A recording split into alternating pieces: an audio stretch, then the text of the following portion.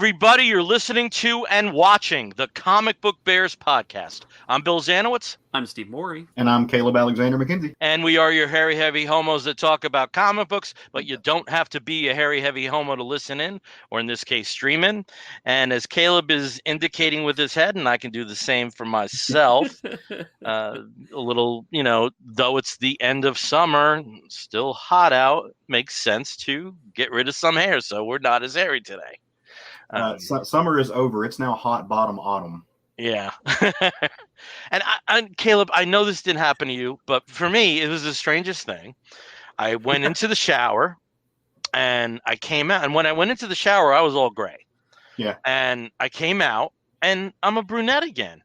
And I don't know how that happened. It's a mystery. I don't know. It's amazing. Yeah. Just somehow this happened. Yeah. So. Yeah. Hot tub time machine, or in your case, shower stall time machine, I guess. Also at during I had a 2-day series of web seminars for work, and somebody pegged my age at 39. Oh, and I let them down. That they were several years off, but they weren't that far off. Exactly. You're 34. We all know this. You're 34. To use the corporate speak that you were just imbued with, that person is going to do. He's got a bright future in this in his endeavor. Oh, he's a superstar. Right. Yeah. Superstar. Jesus. Yes, he's a superstar. If he properly leverages his skill set. Oh. 2 days of this stuff. 2 days of this stuff. We need to really focus on our strengths so we can hit those deliverables. I mean, that's just really. Oh, yeah. I'm just. Do we want to do a safety pause for right now, or just do a wellness check? No, I think we should. I think the train should keep going. The train should keep going, and once we get to the station, then we can reevaluate. Well, don't be afraid to lean on your teammates for support, because we're like a unit. Oh, of course. And I have to say, with my teammates, I have total alignment.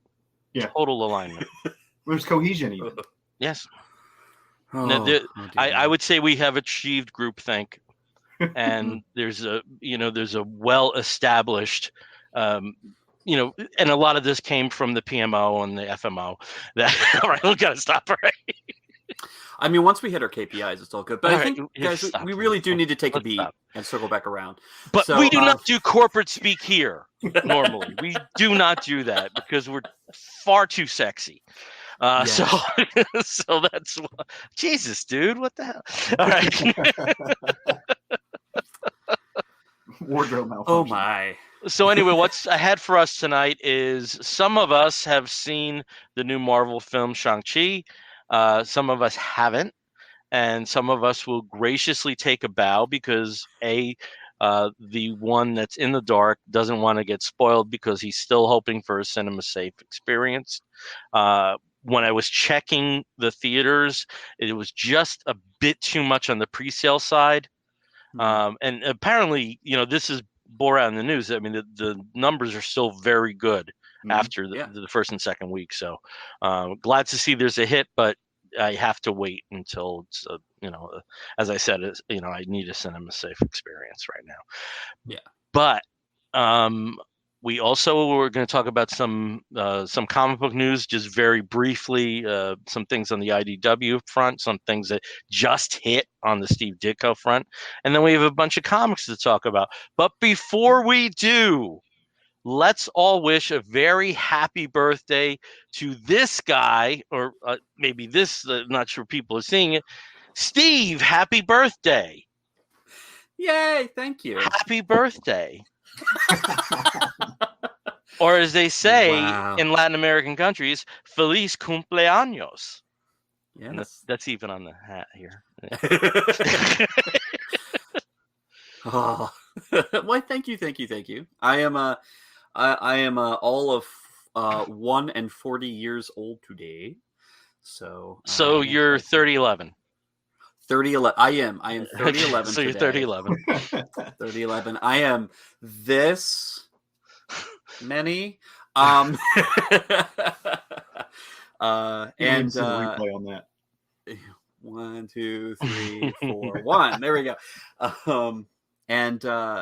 This past weekend, I got to see a lot of friends of mine up in Connecticut and realized that for pretty much all of them, I have known them for, I think at this point, 28 years, 27 years, which is kind of tough to think about that I've known people more than half my life.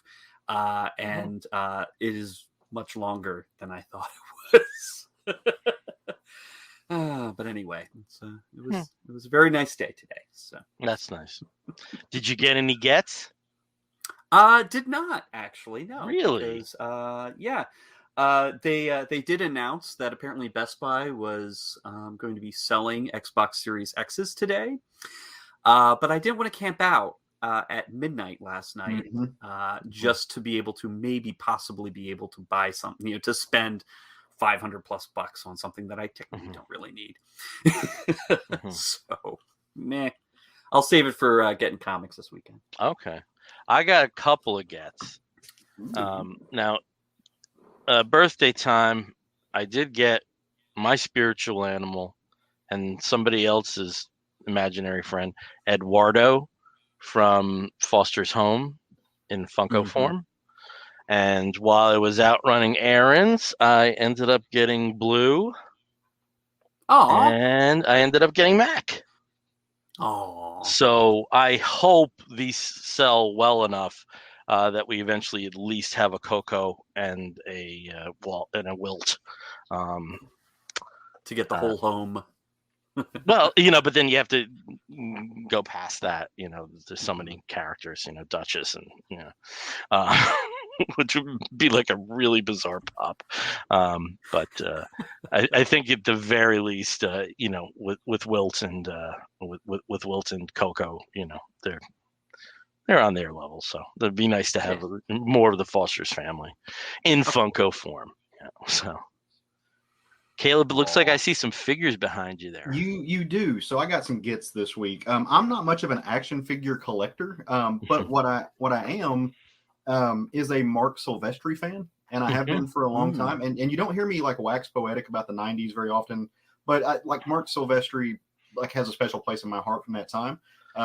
Being young and angsty or whatever. So I found at my local comic shop a couple of these, and I've got the Darkness.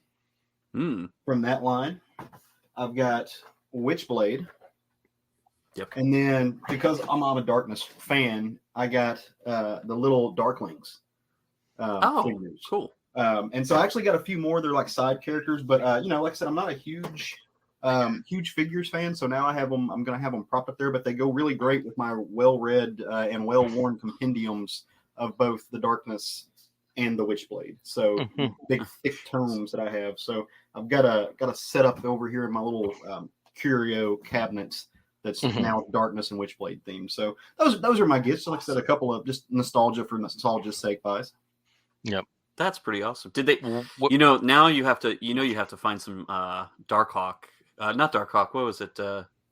No, Silverhawk was Valentino. You're thinking Cyberforce. Oh, Valentino. Yeah. And there are Cyberforce. There are Cyberforce. There are Cyberforce ones. There's a beautiful McFarlane Ripclaw that they did for Image's 15th anniversary. If you can find that, I've seen. They're hard to find. But they didn't make a lot of those, so they're really hard to find. And to find them, I don't know what the nerd term is, but to find them with the box and the cardboard stuff, mitten box or mitten pack. Yeah. So to find them like that is even harder. But that is something I've decided I'm going to kind of do. Even like I said, I'm not a big action figure guy, but I am going to start looking for them. It's going to be one of the things I try to hunt down at cons and stuff and see if I can find. Yeah. For Cyberforce, there was a series from Mattel, I think, and they're very small. They're like not even 3 inches. And they were double packed, and I think they were done in anticipation of a Cyberforce animated series that went to pilot but didn't go to series, right? Because they are like a little juvenile down. I'll look into that because I love that shit. So. Yeah. Was it only Wildcats that got made into the cartoon series? I mean, Spawn. I mean, we all know, but like Spawn and the that Max Wildstorm. and the Max that's right, the also Max. had an animated series. But Savage Dragon also had a Saturday morning series. Right. Oh, Yeah. I forgot about that. I don't think Youngblood went past the animation that popped up in a Wizard video that was attached to one of the Wizard magazines. They had like the but there were other non-image series that came out around the same time, like Ultra Force and Bucky O'Hare. I get Bucky O'Hare lasted a bit though, I think. Yeah, the Tick. So there were, the animated version of The Mask. So they did have like non-Big Two cartoons around that time. That I wouldn't. The Tick lasted. The Tick actually did really well. Yeah, I guess. Yeah, I don't. Well, I mean, it did spawn. Well, yeah, it's just a live action series. I know. I don't know how. I think the real barometer for an animated series is if it gets to 65, which for Saturday morning would be like 5 years. Yeah. With the 13 episode seasons, syndication's a different story. It was on Fox, so like I think maybe with Fox they probably had like I don't remember it being that big a hit. And I think there's another series that I can't. It's on Toxic the tip Avenger. of my tongue. No. Yeah, I don't care enough to worry about it. It'll come to me at some point. So switching from television to film, I understand you two gentlemen have seen the most recent Marvel movie, Shang-Chi. I'm going to take my leave for a couple of minutes. If you want to ping me and tell me when you're wrapping up, I'll be happy to return. But I don't want to spoil it for myself. I remain like remarkably spoiler-free for this film, and I kind of want to stay that way. So please tell the people about what you thought of the film, and I'll be back soon. Yay. Bye. Bye. All right, we can talk about him more, right? Yeah, let's just talk only about him. Let's No, so Shang-Chi, I didn't see it opening weekend. I did see it, a couple days after opening weekend, just because, again, kind of like Bill, I've been looking for a theater experience that I'm not going to be, packed in or even half full. It's just me. We saw Black Widow in a theater that was probably a little more than 2/3 full, and it was kind of an uncomfortable experience. Even being vaccinated for quite a while, it's still iffy. Right. But with Shang-Chi, it was me, like 2 employees, and some kid who brought like a 500-pound bag of Skittles that about halfway through the movie, they all started falling on the floor every time he moved a little bit, which was kind of funny. It wasn't too distracting. It was just kind of goofy. I felt so bad for him. But did get to see it and enjoy it, and saw it in 3D, which, by the way, don't bother. Doesn't really do anything in 3D. But it was a beautiful movie. I loved it. I thought it was absolutely probably one of my top 3 Marvel Cinematic Universe movies. How'd you feel about it? So, I thought it was gorgeous. Roger and I, the Hubs, we went and saw it together. We did go to the theater. It was opening week, but not opening weekend. We got I want to say we did like a 4 o'clock or 5 o'clock showing of it. So there, it was in the middle of the week. We were one of maybe 6 or 7 people in there. So, again, sparse. Again, shout out to my local theater that we go to, because they do this really cool thing where, especially right now, you book your seats online and they black out the seats next to you. That way nobody's like, if 2 seats is 4 seats. So that way you keep a little distance there. So that makes us feel a lot more comfortable going to it. I thought it was great. I thought it was energetic. It was incredibly kinetic. The way that they weaved, kind of the mysticism in with, not only Chinese culture, but specifically American Chinese culture, into the more urban environment and stuff, I thought was brilliant. Now for me, I know you said it for you, it's top 3. For me, it's not. I thought I enjoyed it. I don't know that it's even top 5, but it was incredibly well done. I had a really good time watching it. It's got a lot of rewatchability. Just like Marvel movies tend to be. I think it was a little bit formulaic, but still, it's a working formula. So when I say it's formulaic, that's not saying it's stale and boring. It's a formula that continues to work over and over again, and it continues to be fun. I thought that for considering what they did, I thought the computer generation, the CGI looked incredible. Especially with like we'll get into it, but especially with the dogs. I want one. So, I want one really bad, badly. But no, wonderful characters. I thought Awkwafina was fun. So yeah, that I had a really great time. Better than the last Marvel movie I saw. So. Oh really? Okay. Yeah. Well, I do have to say I'll explain why it's one of my top 3, and I think to do so we kind of have to maybe talk about the plot just a little bit. So in this, it is something that a lot of people complained about as being tired, and that is and I think you mentioned it being formulaic. It's an origin movie, and origin movies are always tough to do because you kind of do have to follow that sort of hero's journey pattern that really doesn't change all that much from franchise to franchise. But I think for Shang-Chi, you really need to have it, because I wasn't very familiar with the history of Shang-Chi and his story and the origin and all of that. And I think probably the majority of moviegoers also aren't. But Shang-Chi is kind of was one of the more street level Marvel heroes, and I never read a lot of those. So I think Spider-Man was like the closest I got, and even he was off doing cosmic adventures and all sorts of crazy shit. But so Shang-Chi in the film, played by Simu Liu, he is a young man who is living in San Francisco, does everything with his best friend, played by Awkwafina, Katie. And he has just a kind of a regular Joe job and not really a lot going on, but he likes it that way. Turns out that he is actually the son of the head of the 10 Rings, who is a pretty much immortal character who has these 10 rings that he uses to enforce his will, has a giant international criminal organization. You got my dog just kind of popping around back. He's if you see him over there. Shang-Chi has pretty much escaped from that life, is not part of that life of the 10 Rings, and unfortunately it comes back to catch up with him. So the henchmen show up in San Francisco, put himself and Katie in danger.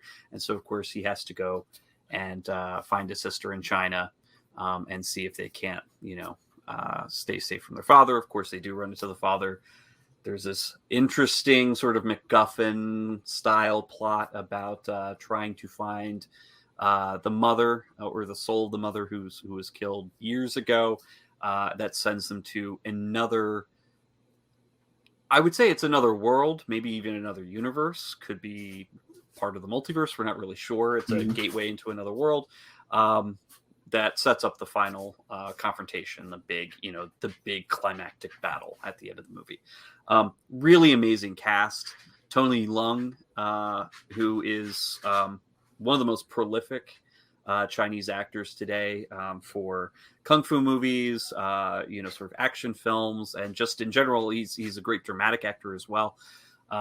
Plays the father, the Mandarin himself. Also, we have a smaller part with Michelle Yeoh, who is a goddess and amazing in everything. It doesn't matter what she does or how long she's on screen. Bow down to her.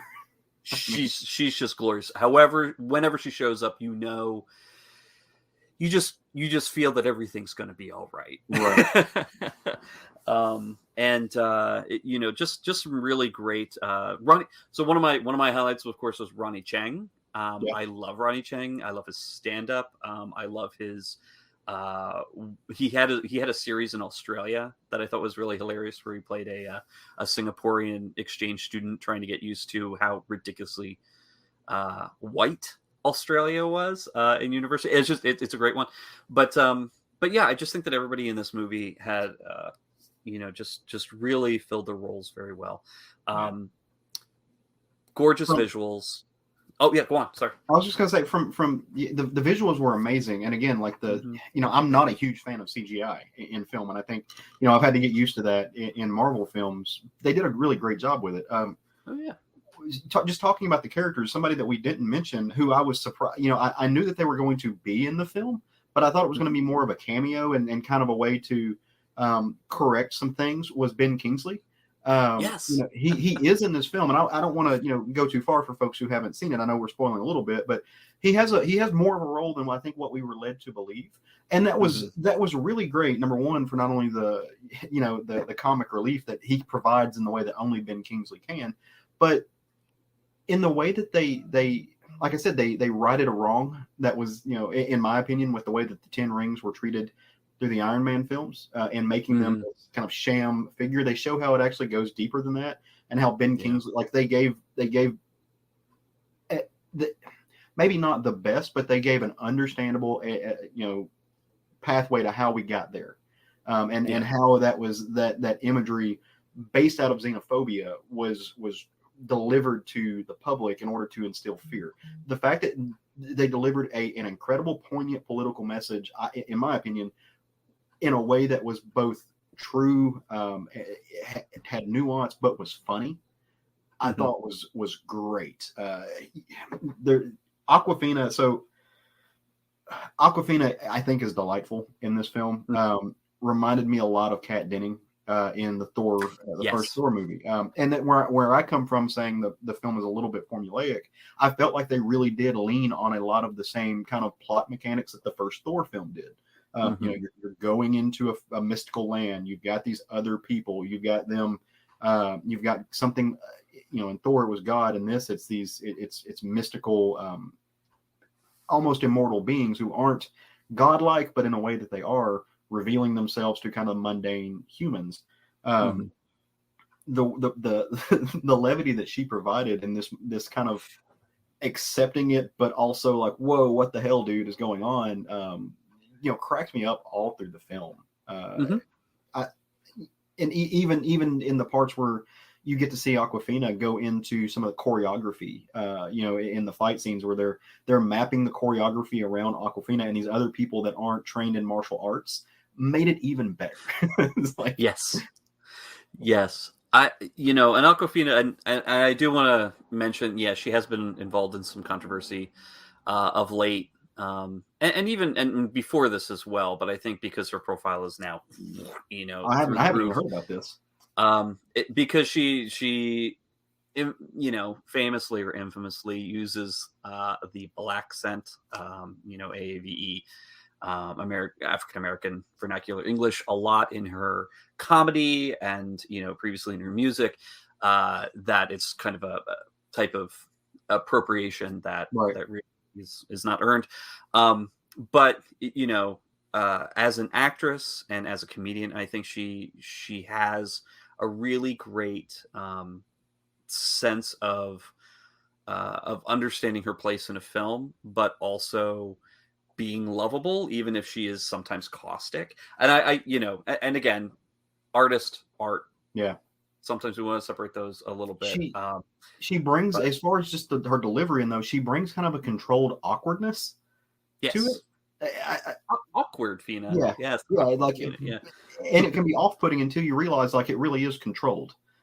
She, it is kind of a abrasive weirdness. It's just like that person who just comes up and hugs you.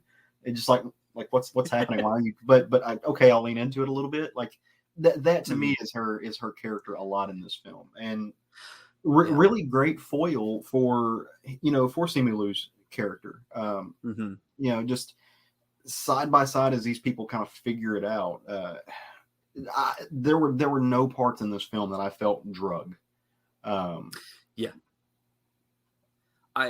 agree. And speaking of that dynamic between Simu Liu and Awkwafina, between Shang-Chi and Katie, here's a male-female pairing.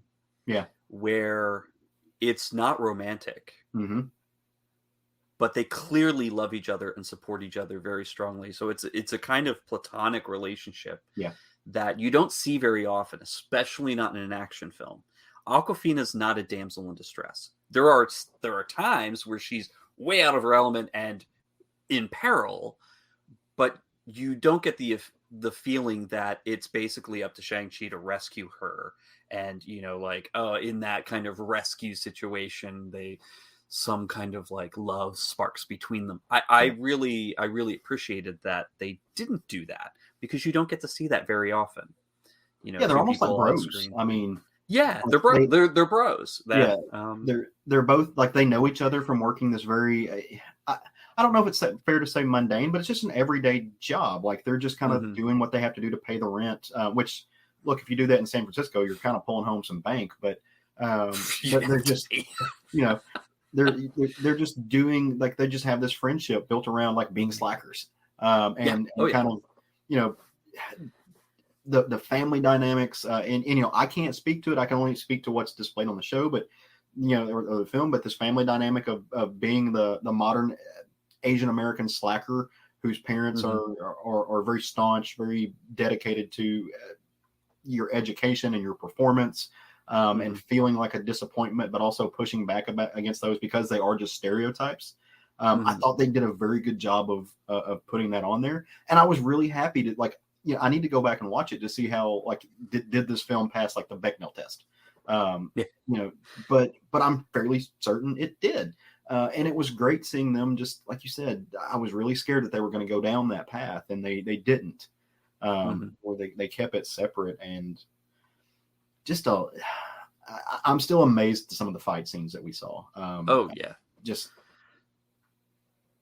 gorgeous. And I'm a fan of wuxia films, and you know, wuxia films, which are you know, classically Hong Kong, mostly back in like the 70s and 80s, differed from kung fu movies, where, you know, kung fu was mostly like hand to hand and, you know, whatever. And you did have some like craziness, like wire assisted type of stunts in kung fu films, but wuxia used a lot of like weapons. And this show, you know, this film does have a lot of weapon use, whether it's Razor Fist, who has a sword for a hand, is also very hot. But sword for a hand, versus Simu Liu, you know, being without weapons. Also, by the way, he has a weapon. He's got a weapon. He's got a weapon. Yes, he's never not. I mean, I've been a fan of his for a while. You know, Kim's Convenience, great show. Left us too soon.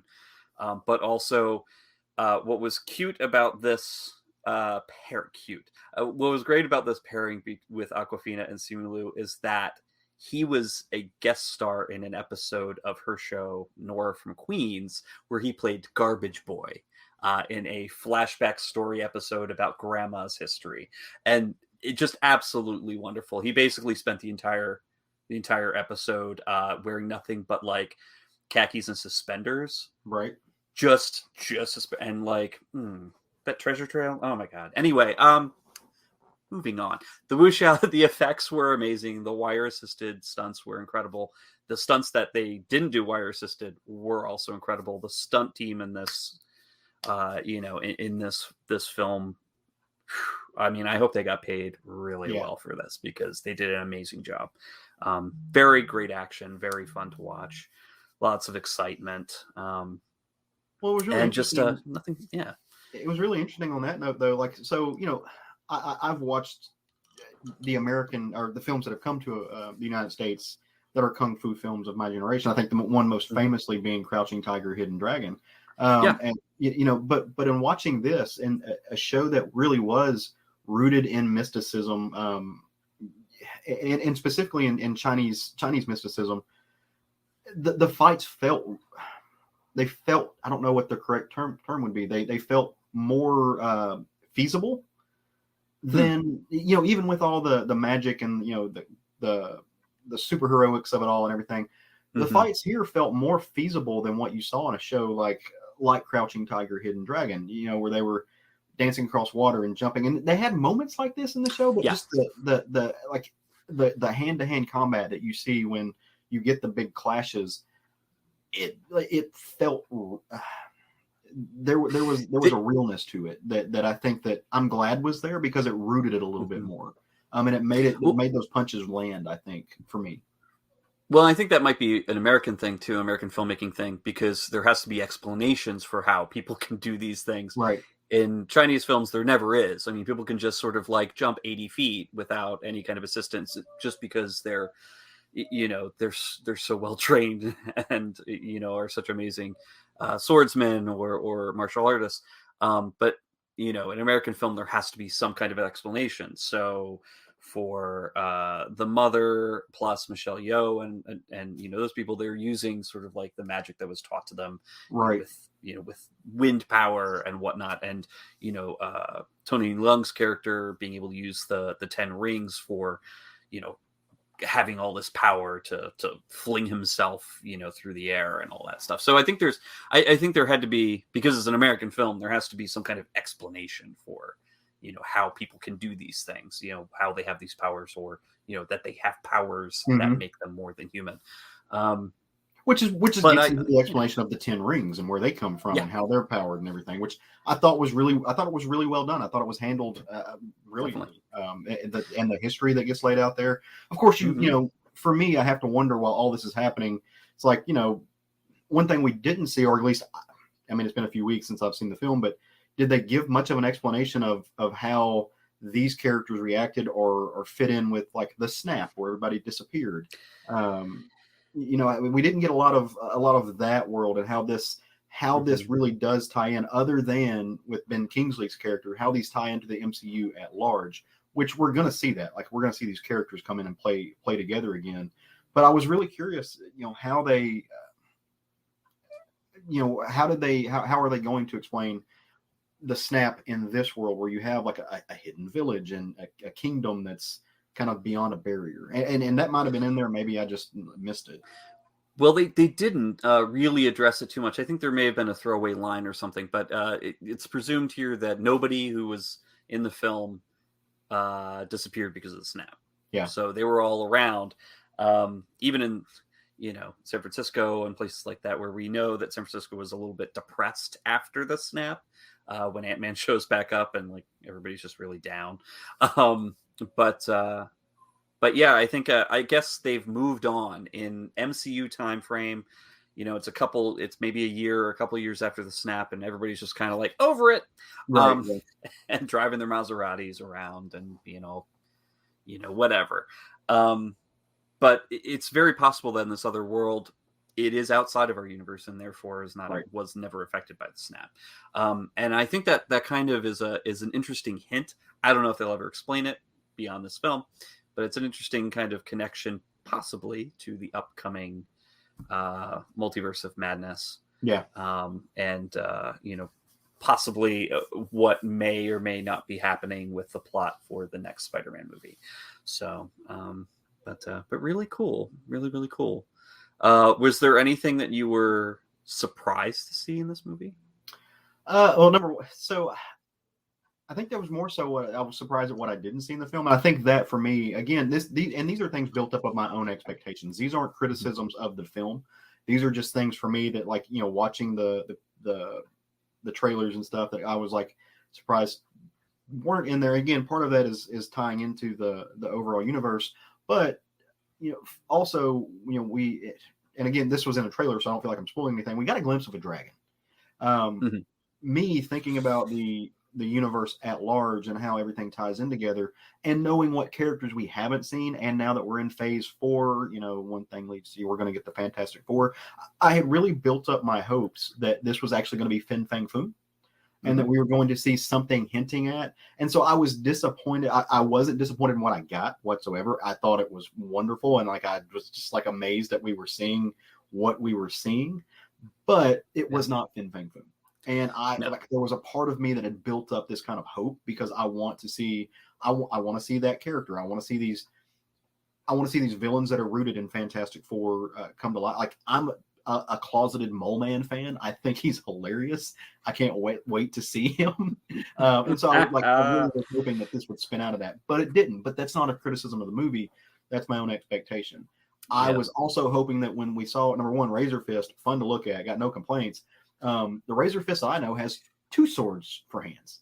He has no fingers. And so I thought, like, when they only had one, I was like, okay, you pulled a punch. Like, I needed 2. But no. Well, he had to be able to drive. So, yeah, well, that's so true. he could get that car Yeah, that's true. That but is no, branded Razor Fist with his logo all over it. And I was also, again, surprised that I think there might have been a throwaway line that kind of hinted at Kunlun, which is, you know, Iron Fist and that whole world. And to me, that's where I thought that they were going with this other world, which is one of these hidden kingdoms. One of these this, I think it's the 7 kingdoms of which Kunlun is a part of. And I think that was part of what we saw, and talking about going into other realms and how this is affected.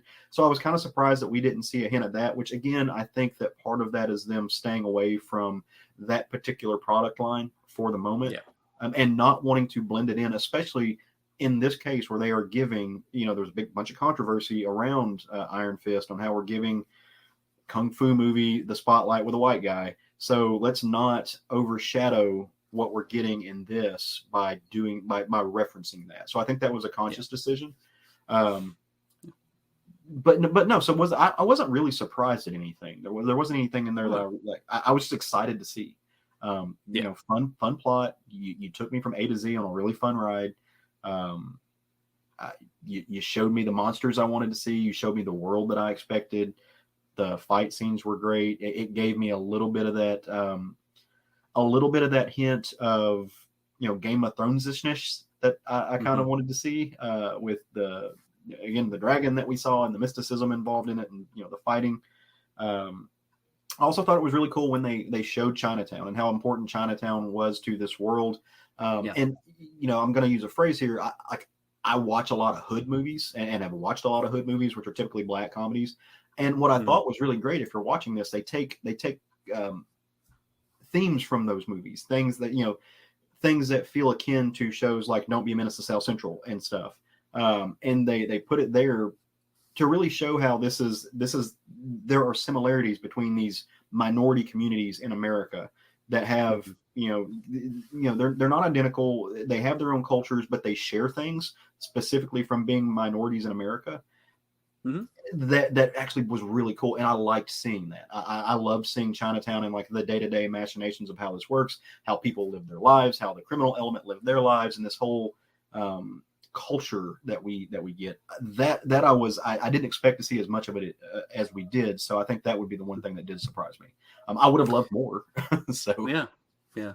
It is interesting. I did like, speaking of sort of the immigrant experience that they showed, there was a very quick line that made me laugh, and probably would have been a bigger laugh if there were more people in the theater. But there's a point where Katie is sitting with the reunited family at the dinner table, and she's kind of trying to explain herself a little bit, and the sister makes a quick mention to her father. It's like, hold on, Dad, I speak ABC, basically American Born Chinese, which made me laugh a little, like just snort a little bit, because this is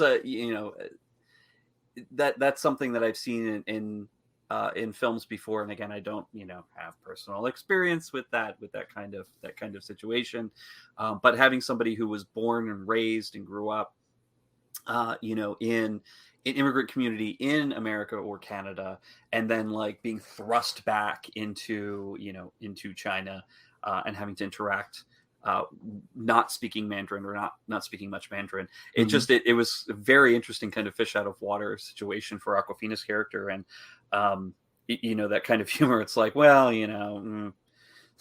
she, don't mind her. She doesn't know what she's doing because, she's American, or whatever.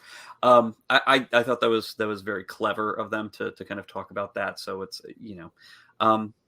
but I really did enjoy it. There wasn't really that much that surprised me about this, except for maybe the humor, in that the writing really leaned into the fact that both Simu Liu and Awkwafina are comedy actors. Like they have done serious roles. I mean, The Farewell is one of my favorite movies of the past couple of years. But they both have a lot of history with comedy and sitcoms, and there's some great lines and some really great interactions that are just really funny and laugh out loud funny, which is really great. And Marvel's always done, the Marvel writers of these films have always made sure there's enough humor to kind of alleviate a lot of the really heavy seriousness or like the crazy action, to give something else that kind of lightens it up a little bit. Do we want to have did you have a couple last words on this? I'm gonna give Bill the okay that he can come back. The only thing that I was gonna say I want to see more of, one of the big things in the trailer was seeing Blonsky and Wong fighting in a cage. Now what we find out, and this is a semi-spoiler, so sorry, but what you find out is they're actually like teamed up and being buddy, and they're going into this fight ring and they're fixing it and they're just splitting the money. I want to see a show about that. Like I want to see this show where Wong and Blonsky are just like, fixing fights, like, and dealing with like the, whatever they deal with, and how they just like walk off together and are almost like a WWE style wrestling show with the Abomination and Wong, and how they go out to the ring and put on this persona, but then bring it back in and are just like, yeah, we got to meet in the locker room, man. Thought you were going to pull that punch. What the hell, dude? Like that cracked me up. I thought that was one of the funniest, and I think I'm the only person who did, but I think that was one of the funniest parts of the film, where you see them just walk off together. Just a buddy comedy. Maybe those Marvel shorts they used to have on the Blu-rays. That would be kind of fun just to have one of those. Well, I loved it. It's really great. I do. It will be coming out, and actually, I'm going to add Bill back to the stream now because we're not going to spoil anymore. Hey, Bill. So I just wanted to mention that the mid-credits sequences. I'm going to spoil the crap out now. And then the Fantastic Four showed up. Mm-hmm. Yeah, I mean that was crazy with the X-Men and everything. I mean, the Phoenix Force and Jessica Drew. Yeah, I heard all about it. Exactly. But I did want to mention that it is still in theaters right now, but it will be coming to Disney Plus on Disney Plus Day in November. So they've actually are doing the 45 days after the theater release. Right. They are bringing it to Disney Plus for free streaming, so it's not going to be premium. It's not going to be an extra $30 to watch it. You'll be able to stream it. Is that home if you do not? Is that still before Eternals hits? I think it's basically it might end up being the same week as Eternals. Okay. I'm trying to think like the 45 days. It's going to be on Disney Day or Disney Plus Day, which haven't checked the dates on it, but it is going to be probably the first or second week of November. So right around that time. I wanted to say, because we've had a couple people here joining us, I did want to say hello to David. Hey, gentle folk. Happy birthday, Steve Morey. Well, thank you very much. I liked his statement before he went. Yeah. And then we also have Tony Gilkinson. Hey, guys, and a big happy birthday to Steve. Thank you, Tony. Hello, Tony. And we did have some people who didn't chime in that I know are watching. So hi, Anthony Camino. And hi, I think it's the first time we've seen Brisket here. Tito's Richard McDuffie. So hello. Yeah, hello. Thank you for joining. Appreciate it. But yeah, I mean, so Caleb and I both like the movie, and hopefully you will too, Bill, when you have a chance to see it. Yep. Okay, and cool. Don't waste your money on 3D. Don't that. I don't. I got burned so bad on one of the Harry Potter movies. Yeah. That was such a waste because the effects were so dark that you could barely make out what was going on to begin with. And I think the last movie where I thought 3D made such a big difference was Wonder Woman. I thought the 3D effects in that were during the battle scenes and some of the other stuff. I thought they did a great job, but that was the last 3D where I thought I got something out of it that I wouldn't have gotten otherwise. And IMAX, I don't know. It just you get so used to stuff quickly that I don't. I know I saw Captain Marvel in IMAX, but I'm also, I'm cheap, So, I have a hard time shelling that much money for a movie. I don't Well, remember I mean, the that's last. the thing. I mean, Simu Liu shirtless on IMAX might be kind of worth it. I don't know. I don't remember the last Fisher film I Trail. saw that was in 3D, but I do think we're gonna go see Dune in IMAX. I think that's that's gonna be the film I'll go see in IMAX. Yeah. But That's other kind than of like what we. I don't like 3D. I just don't enjoy it. Yeah. Well, Dune is the 70 millimeter, of today, I guess. We used to have that for a couple of films, in the 80s and 90s, where they would make a big deal about like it's a 70 millimeter earlier than that. We had that in the 70s. We had there's a website that's dedicated to all of the 70 millimeter showings. It's really comprehensive. Yeah. And some movies you wouldn't think would. Want to say Patton was the first where they experimented with it. I believe the first one that was in wide release was Towering Inferno. Oh, okay. Which probably would have been like 74, but I may be totally wrong. But that's just what I remember that happening. I did some research while you guys were talking. Caleb, the series from Mattel for Cyberforce is Mega Heroes Cyberforce, and that has 16 figures that are spread out over 6 2 or 3 packs. Wow! And looking at eBay, they're still really cheap. Oh, nice. So, okay. And the mid 90s indie comic based series that I could not think of was Cadillacs and Dinosaurs. Yeah, which was based on Xenozoic tale. So yeah, that was one of those weird, like, where did this cartoon come from? Well, here you go. Yeah, there you go. From Malibu. Yeah. We did have Anthony Comito chimed in. Hi, all. Happy birthday, Steve, as well. Well, thank you, Anthony. But yeah, you on your behalf. Well, hey, we did have a couple news items, and also we did have this past weekend was a particular day. Yes, which was I didn't really see much press about it, and I think a lot of that's the byproduct of the pandemic. It's a little weird, I think, asking people to come out. On this type of day. But you can see what it is. Batman Day. It was Batman Day, September 18th. But they did release a couple special issues of some comics. One of them is definitely a reprint, and that is of Bill's favorite comic from the past 6 months. 0 Point Batman Fortnite 0 Point #1, reprinted here in a special Batman Day cover. My love for that knows no bounds. Yeah, what was the very popular 1950s Richie Valens song that describes your feelings? Richie Valens? Oh, no. It was, yeah. Yes. Like in my head, it's the whole process that just happened. Yeah, in my head, it's Slowbos. I'm sorry. And that was La Bamba. Yes. Oh, look at me with the short hair doing it. La Bamba. That's the meme. I'm freezing there. Gotta find it. Yeah, it got a little better as it went on. But still stinker.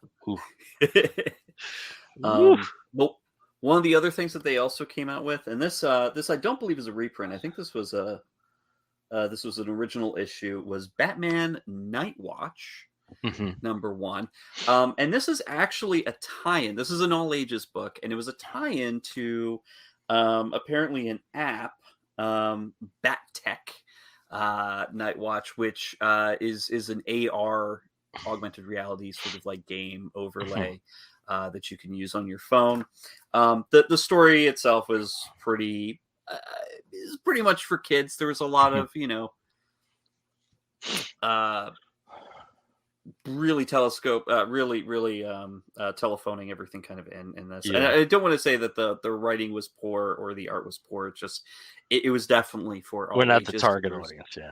We're not the target audience for this. Had a lot of really great ads though for a lot of Batman tie-in books for all ages, including Batman Tales: Once Upon a Crime, graphic novel for kids, and also. This one I think Bill would be very happy about, the Batman Scooby-Doo Mysteries. So there's some good stuff in here for ads because of course this is promoting a lot of other stuff that DC's putting out. But it was kind of fun.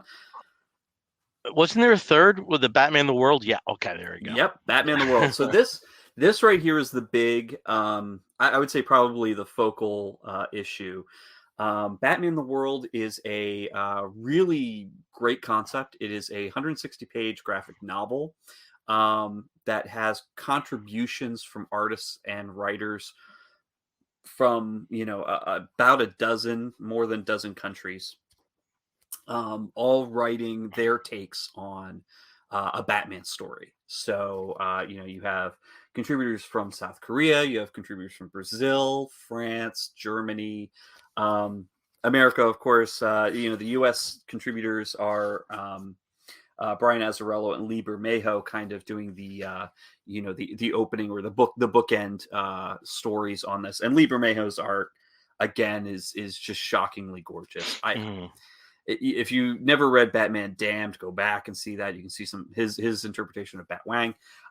But it's just a very detailed, very strong sense of realism with some fantasy thrown in that just beautiful. Yeah. And Brian Azzarello, of course. Yeah. Can never say no with that. I did take a Batman Day quiz on Saturday. Did you? Yes, I did. You want to hear my results? Okay, yes. I'll do this really quick. Age you first remember seeing Batman. And mine was either 4 or 5, and that was the Adam West reruns on WPIX in New York. The first way you met comic books, and my first comic books were a stationery store on Main Street in Passaic, and the name escapes me. I just can't figure it out. My first Batman comic read was Detective Comics number 438. My favorite Batman comic story was Year One. Did you ever dress up as Batman as a child? If the Ben Cooper costumes count, then yes, I did. Have you ever dressed up as Batman as an adult? I have not. Have you ever drawn a picture of Batman? Not well, but yes. Favorite Batman writer? And my choice for this was Alan Brennert. He's been a writer on Batman the Animated Series and various other TV series. His comic book output is only it's like, I think it's under 20 stories. Most of them are Batman, but he has had some other stuff. And there isn't a dud in the bunch. Favorite Batman artist? Neil Adams. That's still how I conceive of how Batman would look. What is your favorite Batman movie? 89 Batman for my favorite, though I do think The Dark Knight is the best cinema. Okay. What is your favorite animated Batman? And for me, that's Batman the Brave and the Bold. I think that is pure joy. Do you own a figure or toy of Batman? No. Yeah. Okay. Should Batman have a Robin? And my answer was at times. Yeah. Favorite Batman villain? Dr. Hugo Strange. And not King Tut? Not King Tut. I would put Hugo Strange after it. I like villains that mess with the mind, not in this psychotic way like Jonathan Crane. Favorite bat gadget? Oceanic repellent bat sprays. You don't get better than that. Oddly specific. Batman related item that's closest to you at the moment, and that was Batman Secret Files Clown Hunter #1 at the time. It was like right there. And friends you associate most with Batman, and that's Bob Joy. I would say so. That's my little Batman quiz. Wasn't prepared to do that on the show, but they're That was fun. interesting. Yeah. Now I'm sitting here And thinking, you can so- take it too. I'll send you, and we'll get your Yeah. results. Yeah. Some you have to think about a little bit. You know. Paul Dini and Norm Brayfogle. I can answer those off the top of my head. Mhm. No, it was really hard not to put Denny O'Neil. Yeah. It was I'm really sure. hard not to put, but when I think of my favorite stories, Alan's name comes up more often than not. And I also do think Year One is, just perfection. And I also think and we talked about this on the show, it's probably the best entry point for somebody for comics. True. Yep. It's just a great device. So I can see that. Batman Yeah. Day. All right. What else was in the news, Steve? Well, there was something very interesting this past week. A couple of items around IDW. First, that IDW was also leaving Diamond as the exclusive distributor. It is now going to go with Random House, like Marvel. But unfortunately, also with Marvel related, Marvel is ending its partnership with the Star Wars license with IDW, specifically for the all ages books that IDW has been putting out, these Star Wars Adventures titles. And instead, Marvel's going to focus on putting those out as graphic novels for all ages. So they're still going to stick with sort of the. We don't know what the exact plans are with Star Wars at this point. I thought that was still up in the air. That was still part of it. So that was going to be part of the art. For Star Wars Okay, Adventures, specifically Adventures. Okay. So they are going to focus, rather than doing single issues for the Star Wars Adventures, they are going to be putting out. Marvel will be putting out the graphic novels. Because we do know that Marvel has an all ages agreement with Scholastic.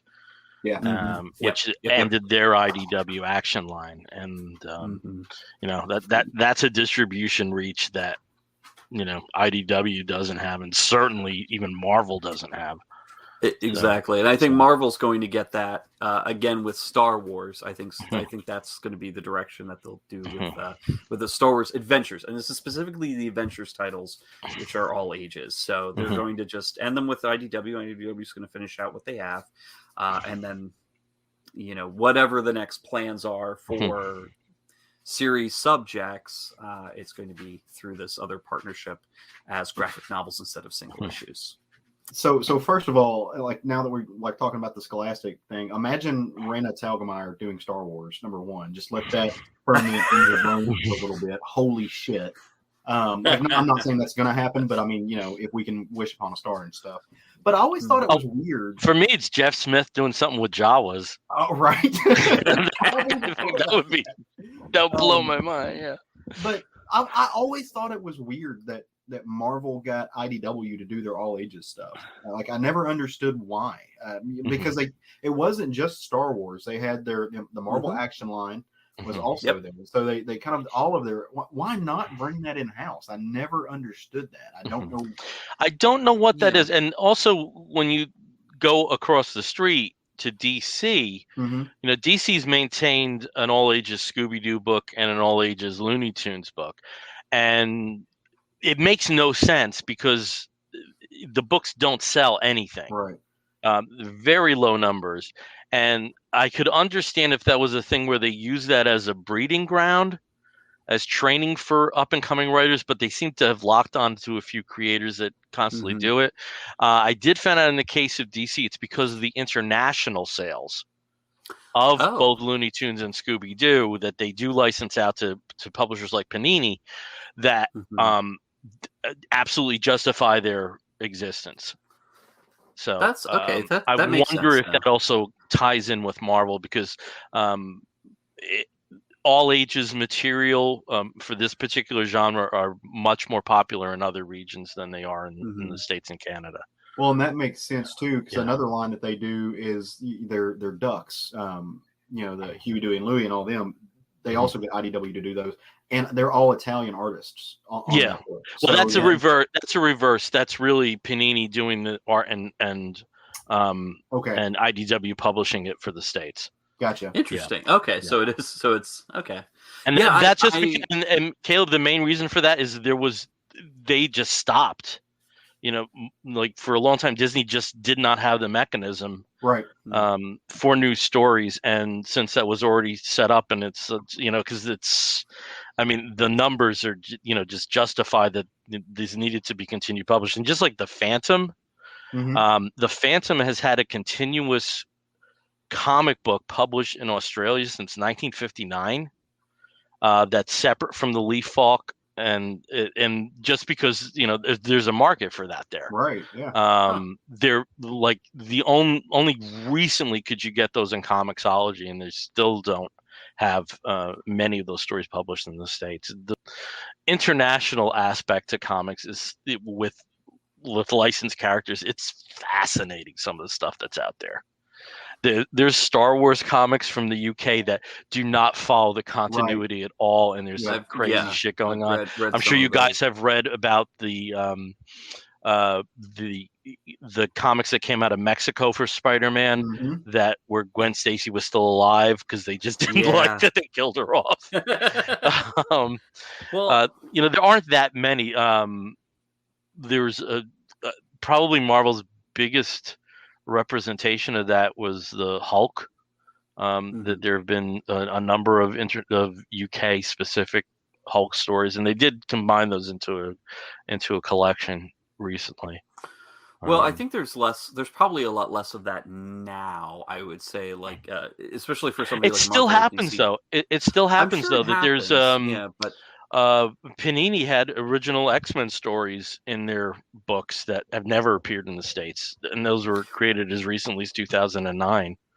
But I would be hard pressed to think that Marvel or DC would want to continue in that way when they're really trying to sort of unify an image of their characters and stuff. I mean, they may do reprints and things like that are that are unique, but with the amount of control that they're doing in their publishing and the consolidation that's happened over the past just 10 years alone, I mean, I would think that they would kind of want to make sure that everybody's kind of putting out the same product in a way. And I think a lot of that also comes from the fact that they are reaching out and using a lot more international talent for the main titles, which was, I don't want to say it was rare. I mean, they had a lot of international talent over the past 20, 30 years.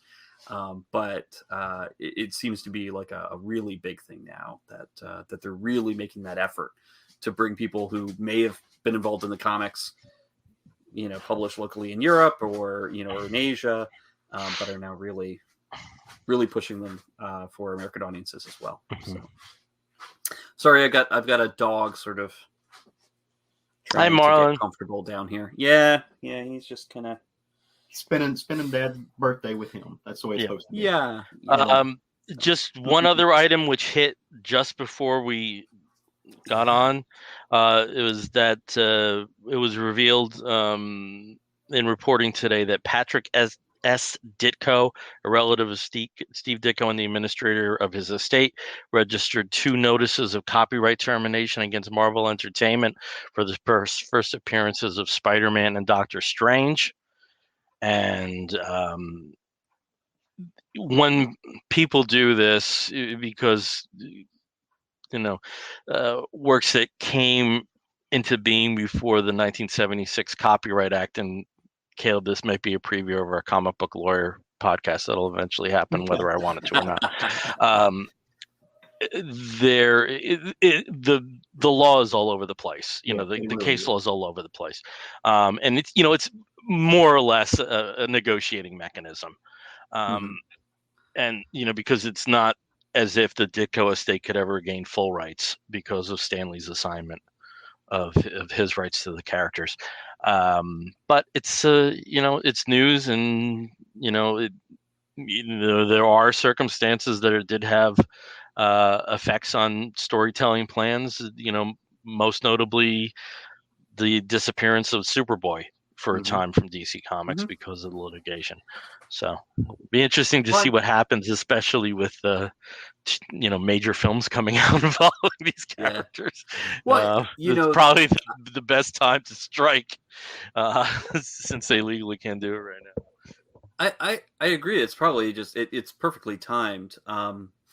In your opinion, though, like, is this something where it's not really an effort to pull the rights away, and it's really just more of an effort to kind of like reassert, hey, there's some there's some co-ownership here, there's some there is some due to for the estate or for Ditko.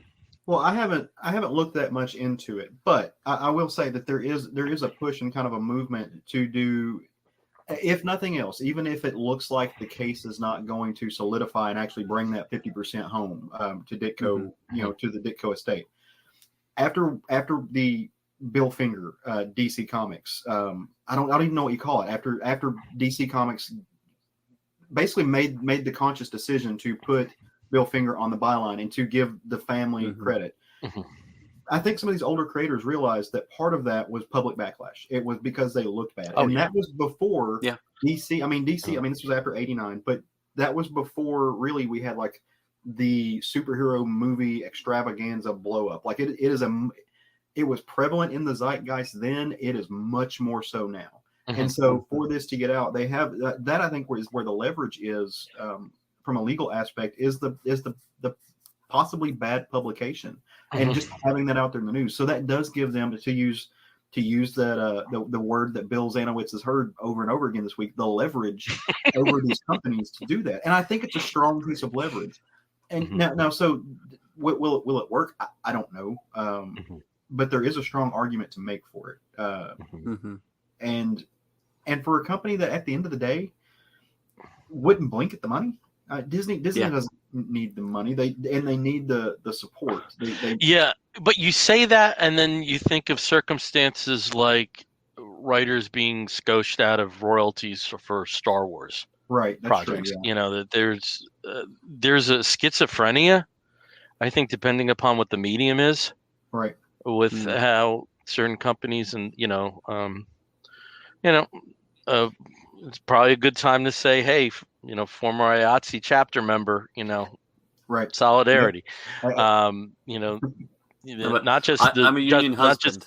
So not just the creators, but the people involved in the involved in executing what's based on those creations. There needs to be much more sensible distribution of monies. So. But that's for another time. We had a very interesting conversation earlier this week about public domain. I think I shot you guys by saying that when Superman enters the public domain, that might be a good time for me to say my farewells. I still don't believe it. I had to get clarification on the matter. It will be a change, though, but at the same token, arguably, Mickey Mouse is, elements of Mickey Mouse are in the public domain now, and you haven't seen shit. So, it'll probably be a situation where the and I also people don't realize Superman isn't entering the public domain. The content of Action Comics 1 through 7.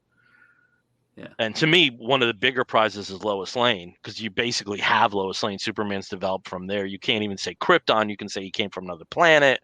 Right. You can't even say the Daily Planet. You can't say the Daily Star, since that came in number 5. You have to wait for certain other things for the checkered flag to be waved. But it was just weird. But when that happens, I'm going to be 65 years old, and what is the climate going to be like? Like, is that going to be?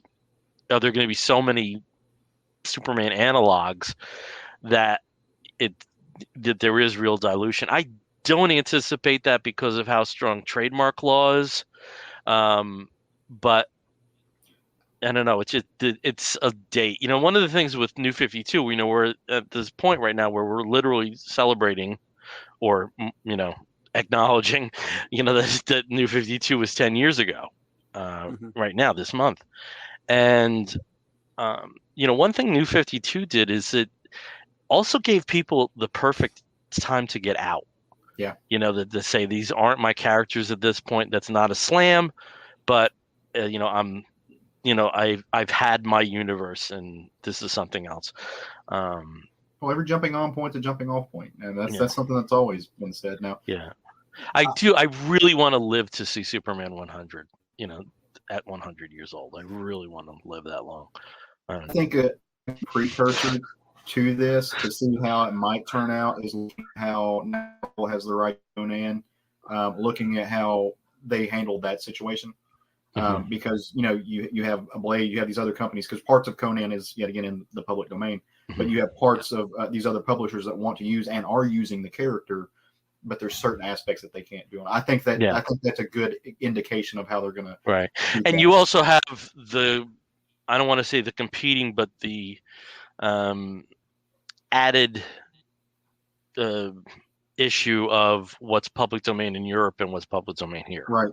Yeah. Which is a whole other layer. And there's the fact that these are both these characters are backed by behemoth monolithic companies with plenty of money to tie your ass up in litigation forever. So, is it who wants to risk that? So create your own character. So, all right. I'm looking at the clock, and it's ridiculously late, and we haven't talked about any comic books. I know we have a bunch to talk about, so let's do this, but let's do this quick. How about that? Okay. Right, that sounds good. I just want to say shout out to John Westhoff, who's given us the devil horns here. And hey, John, congratulations on the new Kickstarter. Go support it. Yes, go support it. I'm going to see if I can throw some Kickstarter links up here in the chat as well, because Crime and Disorder has 1 week to go. We talk about Chris Files from the other week. He has 1 week to go, 90% funded. If we can get that up to 100%, that'd be awesome. And then, of course, John Westhoff and his team, they've also opened up a Kickstarter that just, I think it just started yesterday, was it? This week. But I'm not sure. This week, but we want to throw that up there too. And then also we've got another John who has joined us, John Runyon, Comic Book Bears Assemble. Hey, John. Also, is it late October yet? We've got a city to save. That's right. If you're interested, you can see a couple of us Comic Book Bears, as well as John from Comic Book Look, at the Baltimore Comic Con coming up the weekend, 22nd, 23rd, and 24th of October in Baltimore. So, cool. But yeah, hello, everyone. All right, Steve, start us off with the book that you're reading that you're digging. Okay, so wanted to throw this one up here. I've been reading some of the Bad Idea books. Again, these are books that you can't really get everywhere. They're only at particular stores. You can only buy one of them. You can't buy multiple copies of every issue. You can buy multiple different issues of the comics that they're putting out, but you can only buy one copy of each issue. And they can't do back issue resales. So yeah, a lot of interesting things. They also don't promote them very well, unfortunately. And they're dead. It's a deadline, right? And it's a deadline because they've already stated that they're canceled, and yet they have a couple new series that have come out. And one of them is Pyrate Queen. This one is written by Peter Milligan. So we got some big names in here. Peter Milligan with Adam Polina on art. And that's for the main story here. So the main story concerns a pirate with the Y. There's a big they make a big deal about it being with a Y. So I don't know if there's any historical context for that. They have the evil English captain. If you've ever seen a Pirates of the Caribbean movie, there's always an evil English admiral or captain that's pursuing them. But it's very interesting. It's about a woman who is born to the pirate life from infancy. She's raised by a pirate captain and brought up in the ways of being, a big pirate. So understanding the sort of the life, the criminality, the freedom of being, this kind of freelancer, privateer, essentially. She and her husband, her partner, basically run a ship of pirates, and they're doing a really bang up business, but then unfortunately are ambushed and attacked by an English captain and his much more superiorly armed ship. And the unfortunate thing is they are all set to be hanged. and she lets everybody know that she is actually pregnant, and it was against the law for the British Navy to execute a pregnant woman prisoner.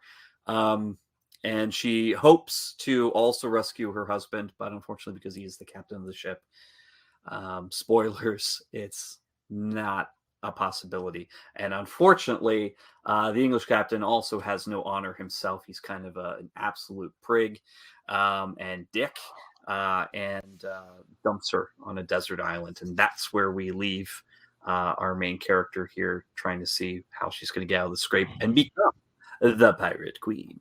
Also, with Bad Idea books, there's always a secondary story, and this one I actually think may even be superior to the main story.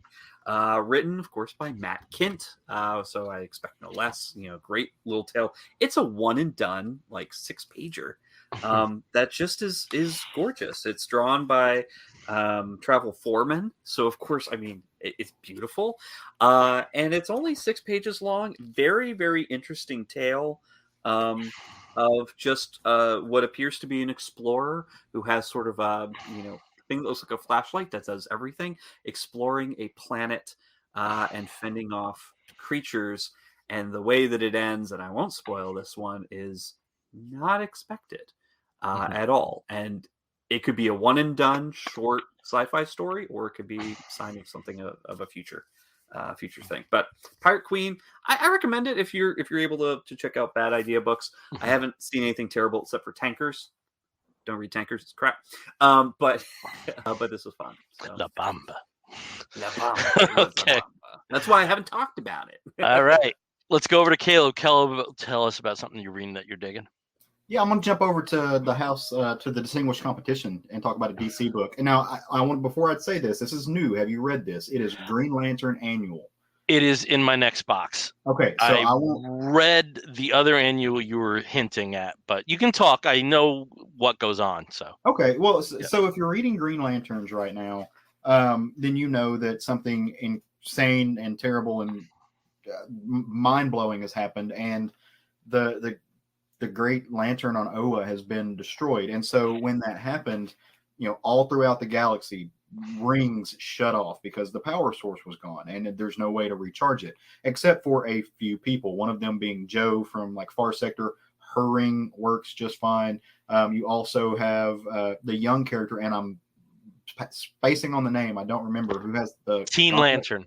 Teen Lantern has the gauntlet that's not actually a Green Lantern ring, but is we don't know what it is, and it's kind of awesome, and I love that character.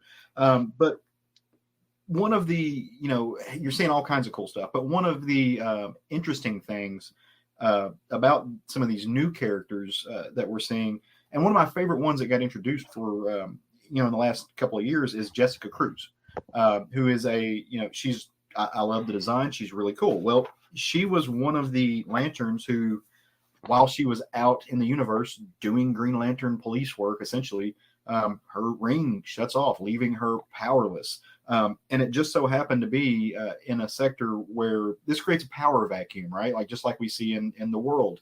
And the Yellow Lanterns, who are still very active, who see this as a way to assert themselves, move in. And Jessica Cruz, without the power of her ring, takes on 3 of them at once and wins, including Lissa Drac, which is kind of a big deal, right? Like this is some energy that we're seeing here.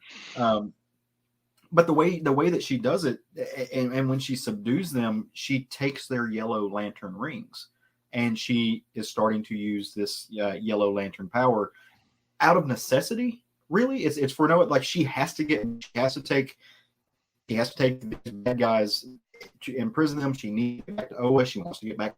She needs to check in and do her job. She's willing to use this thing that she's very afraid of, and that, in a weird way, in a strange series of events, puts her in juxtaposition and face to face with Sinestro. And where she thinks Sinestro is going to just do the Sinestro thing and whip her ass, and Sinestro's actually playing with her. Sinestro sees potential in Jessica Cruz to be a Yellow Lantern. That is both terrifying and cool for the character. and he lets her go. He lets her do her thing, and he kind of teaches her to test the limits, because she really does. And so, she's out into space, and she does some rescue missions, and it puts her in kind of a weird place to use the power of fear to goad people to do the right thing. Now, towards the end of the book, and she's put in another awkward position, because who shows up in the midst of her using the Yellow Lantern powers, the ring, but Hal Jordan, whose ring does still work. And they have kind of a come to Jesus meeting, and they have this weird place. And so I'll leave it at there, because I don't want to spoil anything. It's interesting. It is interesting to see what somebody, I won't say who's pure of heart, but who has good intentions, and is only using this out of necessity, who does not have these fascistic tyrant type of sensibilities about them, which a lot of the Yellow Lanterns do. Use that power and figure out how they can manipulate it to maybe do good, and run the risk of it overcoming them. So the creative team on this is really great. I'm trying to find the title page because it went away from me. It's Ryan Cady, Basari, and then Derenick does some of the work on it too, with Hi-Fi, doing the letters. It's really fun. The only thing you need to know about it, it's an annual, and so it's not necessarily a one and done, but it does play on what's happening in the larger Green Lantern story right now. So you don't necessarily have to have read it to be caught up, but it would help. Yeah. And if you're not familiar with Jessica Cruz, this is a great loading on point to figure out who this character is, because it really gets into some of her history, some of her character, and just really who she is at heart. So love it. I really, really enjoyed it. Highly recommend it. Everyone should go read this, because it's just it's fun comics. Yeah, I'm really interested in reading that. Again, knowing the character since she first appeared, and knowing that a lot of her struggles with mental illness were based around fear. Right. I think that provides a really interesting layer, and I'm really looking forward to this. And I want to correct myself, because I found the title page. It's Ryan Cady who's the writer. Sammy Basari does part of the art, with Tom Derenick on the other part of the art. Hi-Fi is the colorist, and Rob Lays on the letters. So just to give credit where credit's due. Cool. Okay, I'm going to stick with DC. I'm going to talk about books really quickly, because I have a few to talk about. You know that on some of the past shows we talked about Superman Red and Blue, and Wonder Woman Gold and White, and Batman Black and White. I wanted to again push Superman Red and Blue. This series is so good. We have the final issue, which is issue number 6. We have a story from Tom King about growing up in Smallville, and viewing Superman through that lens, which is really interesting. We have Matt Wagner doing a story based around the Golden Age Superman, with a really astonishing colors from his son Brendan. If you can see that there, when you do have a limited palette that you can work from because of the conceit of Superman Red and Blue, I think your job is harder, and I think he just does a tremendous job in executing the story, which is more about Clark Kent than it is about Superman and what Clark Kent wants to achieve in this world. But without a doubt, the highlight story is the last story, written by Rex Ogle, who was a former DC editor, has written a little bit for DC and Marvel, but has a career as a young adult writer. It has a story with the always excellent Mike Norton on art, and it's called Ally, and it's about a young man who is inspired by Superman revealing his identity to the world to come out to his family. And it's strange and this was the one exception that they had to the Red and Blue, was by having the revised Pride color flag. And it's a really touching story. And the last 3 episodes ago, we named the name of the episode was the comic books that made you cry twice, and it made me cry twice, but it was the same story. So, and especially with these excellent little 8-page stories to end it with such an upbeat and inspiring story was just so great. I'm going to miss this series, and I hope we get another volume. God knows we've had enough Batman Black and White, so I hope they can revisit those characters. Steve, if you haven't explored the Wonder Woman counterpart to this, a really excellent story in the last issue by Amy Garcia from Lucifer, who wrote that. It looks like he's looking. I'm not sure if he's hearing what I'm saying, but I was looking for Black and Gold, and I didn't see it. But as I was mentioning, there's a story written by Amy Garcia from Lucifer, and it's such in the Amy Garcia voice. So I think you're really be interested in that. And then I just wanted to briefly pull this one out. I believe this is a variant cover of Batman Urban Legends #6, and this had some notoriety for being the story where Tim Drake comes out as bisexual, and the main conflict in his story is the kid that wanted to ask him out on the date, Bernard, gets kidnapped. Tim Drake as Robin or Red Robin, I forget where they stand with things. I know he's not Drake anymore. That he goes out to rescue him, and it's a very believable story for I know there were people that just knew instantly that they were gay, and I don't count myself among them. And for the unraveling of that aspect of your life, to go through little peaks and valleys and of awareness, I thought the very end of the story just really explored that very, very well. So those 2 books I wanted to talk about quickly. And I think it's notable that today is Bisexual Day of Visibility. So, and that's something. So I knew, talking about you didn't know, I knew very on that I liked boys, and I also, was attracted to girls. I think it's more so like a 90-10 split for me. But that's a thing. And that's a thing that a lot of young people struggle with. And it's not just, I know I'm one way or I know I'm the other. It's being pulled in 2 different directions that are supposed to be antithetical, but they don't have to be. And I thought that was really, really well done in that book. I am curious to see if that's going to spill over, because the book is called Urban Legends, so we don't know if it's mainstream continuity. I'm curious to see how it's going to. I believe it is, because of just with the other stories in the books, which are, very much a setup for the reintroduction of Wildcats into the DC universe. The last story here is a preview story of Deathstroke Inc., which is a limited series that teams Black Canary with Deathstroke. So I do believe it is. Okay. I hope so. But I know, but with the name, and Caleb, I'm very much in the same boat. Yeah. There's also a desire on my part to not negate what happened before. I hate to think that those feelings were invalid, and I don't, to this day, I don't believe so. So that's it. All right. If you got a few more books, let's do it quick, and then we'll get to Woofs. So, Steve, what else you got? So one super quick, Maw #1 by Boom Studios. Jude Ellison S. Doyle, really long name, as the writer, and A.L. Kaplan as the artist. I'm not going to continue with this book. I read issue #1. I was kind of neutral on it. It is a very traumatic story. It looks like it could be going in a very interesting place with a lot of body horror as well.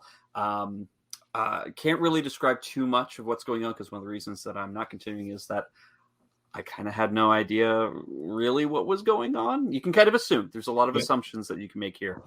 But it is very traumatic. So trigger warning. Rape and date rape basically plays a major factor in this. But there does seem to be a setup for very interesting and very horrific potential revenge. in this very woman-centered and women's trauma-centered storyline. So Ma, if you're interested in something like that, if that was intriguing to you, definitely pick it up. I unfortunately won't, but I'm glad I did buy the first issue. This one, Die number 19. I've talked about Die before on the show, and this series is incredible. If you like Kieran Gillen, this has a lot of the same sensibilities as his other work, but this book is so incredible. It goes through so many powerful emotions and beats through the characters, which, basic premise of this, there's a D&D style game that a bunch of young people can, took part in, that actually sucked them into a world called Die, as in multi-sided die, money-sided die. They escape except for one. And then 20 years later are all sucked back into the world of Die in their original characters' forms. And the main character is male presenting, is male, identifying in the real world, but in the world of Die is female presenting. And in fact, has had a history where she has been married. She has a son in this world that she gave birth to. It's a very, they've played around sort of, in some context with this character, but in this issue, she confronts herself in a very powerful way, I think, in trying to understand, accept, and really unify the part of herself that is female, and to understand that she is gender queer in reality, as well as in this fantasy world that, if you've been reading this series, is no longer necessarily a fantasy world. There's a lot of Lord of the Rings allusions in this issue.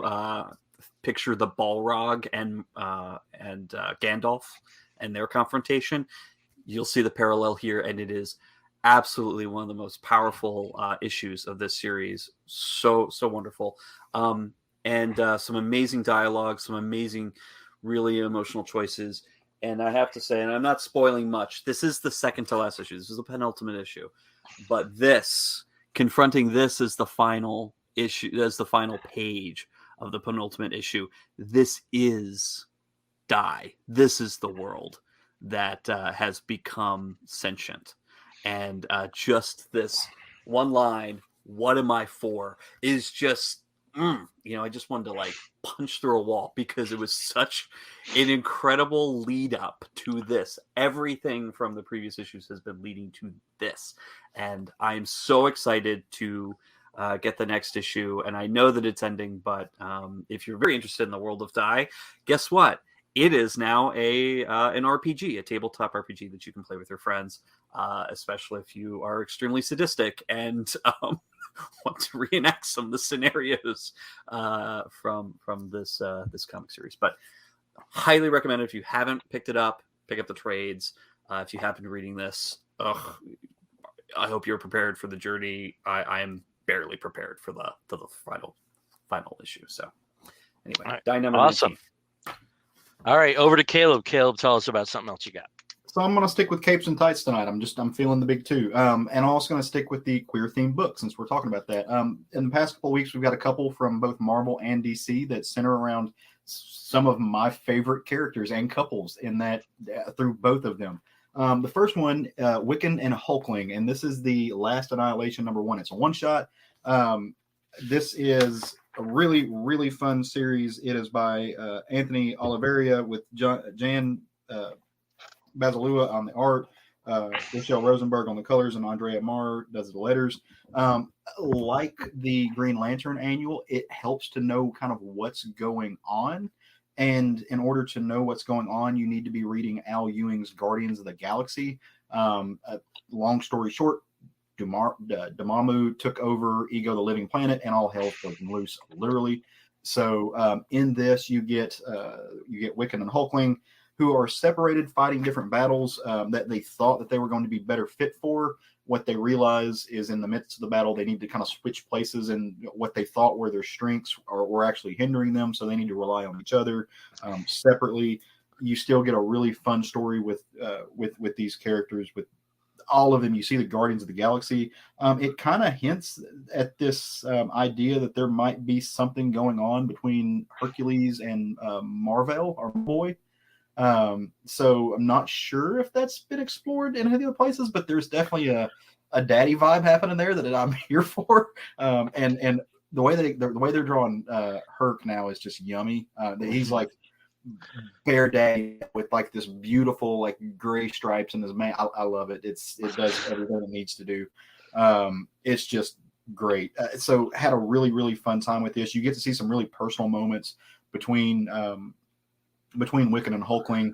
The weight of the fact that Hulkling is now emperor, and that Billy is his consort and just the king's magician, but also is his husband, and how that dynamic is playing with them being royalty and everything else. Super cool. The art's beautiful.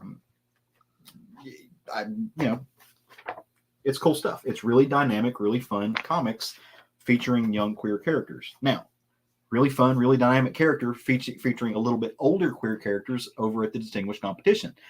We saw Midnighter come out. This is the 2021 annual. I love this book, even though it my pet peeves when they do an annual for a series that's not coming out. Series. Why is it an annual? If you're going to give me an annual, give me a series. Damn it. Like I said, I don't know why that's a pet peeve, but it is. Again, just like Billy and them, I love this couple. I love these characters. I always have, and I always will. This is written wonderfully by Becky Clinton and Will Conrad, with Michael Oeming on the art, and really, Taki Sama is the colorist and Dave Sharp does letters, but it's Oeming drawing Midnighter and Apollo. Okay, that's money well spent. I'm just about it. So in this story, it starts off, you've got Midnighter and Apollo hanging out with Mr. Miracle. They're in kind of a pickle. They've been tracking down the Trojan to fight him. Hadn't been honest with the fact that the Trojan's computer brain is living inside Midnighter's head, telling him what to do. Plot twist, this is not the Midnighter that was supposed to be here. A little bit of time travel involved. But you get to see what's really cool about this, besides all the action sequences and just the fun ridiculousness of it all, and the comedy that comes in between bringing Mr. Miracle in there as like a comedic foil. You get to see the strength of these characters, their strength together, but also how they give each other the space to just kind of be on their own and to do their own thing. And I think that's really important with these type of characters, especially when you get to the superheroics. Apollo, who could swoop in, he's a Superman analog. It's what he is. He could swoop in and just end everything. He gives Midnighter the space to do what Midnighter needs to do. And that's just part of their relationship. Plus punching. Plus really good. So go grab both of these books. They're both kind of self-contained. With this, unlike the other two books I've talked about, you don't need to know anything. There's no other book you need to get caught up on. I'm really glad to hear that, because this is the culmination of the backup that had been appearing in action over the last 7 or 8 months. Yeah. And also the Midnighter dynamic that's present is something that had begun as a future state 5G concept that got retooled. I like this story a lot. Yeah. So I'm not reading action, so if you get a chance, will you send me the reading list on that? So I will sure, go buy sure. them? Yeah, no, absolutely. I do believe that when the Midnighter trade comes out, it collects all of the backups with this. Okay. So I think you're good there. But I will tell you what issues they do appear in. I thought there were some really interesting couple dynamics. One of the most interesting, I think, is when they're around Mr. Miracle, and I think you all have done this. Your behavior is a little different. Yeah. When you're not, when it's not just a couple, when there's this third party that's observing, and you really saw that with some of Apollo's reactions. And I don't want to provide the the spoiler, because it is a really interesting twist if you haven't been used to the story in action. I enjoyed it, and I will get that for you. And also, again, since this is by Visibility Day, I'm glad you talked about Hercules. And he's one of these characters. Yeah, I want to see him with the boys, but I also never want to see him not be a horn dog. Right. So I'm glad. I'm going to check it out just on that basis. It's funny you say that though, because this version, like what they've done with Hercules recently since his past single issue, he's like sober now, and but he's trying to change. Like he's trying to not be a joke.